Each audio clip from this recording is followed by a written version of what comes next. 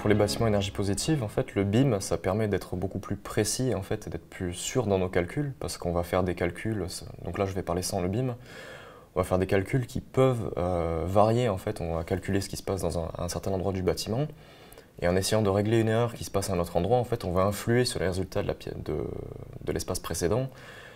et des fois on peut passer plusieurs heures, voire plusieurs semaines à refaire nos calculs pour tout mettre comme il faut. Alors qu'avec le BIM, ils nous disent directement, là il y a une erreur, faites attention, et ça permet de revoir en direct en fait, vu que c'est du coup la machine qui le fait, le logiciel, qui nous conseille aussi, malgré tout, les logiciels quand même peuvent nous aider, nous conseiller, ça nous permet d'être beaucoup plus efficace, et au lieu d'y passer 2 ou 3 semaines, on peut y passer, si on est très efficace, on peut y passer 4 jours. Souvent quand on fait un bâtiment énergie positive, il y a quelques valeurs qui ne sont pas prises en compte, c'est-à-dire l'environnement environnant, c'est un peu répétitif, mais... Et souvent, ce n'est pas pris en compte. Par exemple, j'ai vu dans ma licence, ils nous ont demandé de faire un bâtiment énergie positive, mais ils n'ont pas pris en compte tout l'environnement qu'il y avait autour. Donc nous, on s'est dit, grâce au numérique, il y a quelques logiciels qui nous permettent justement de voir tout ce qu'il y a aux alentours et de pouvoir le prendre en compte, que ça n'influe pas sur les rivières alentours, sur tout simplement la végétation.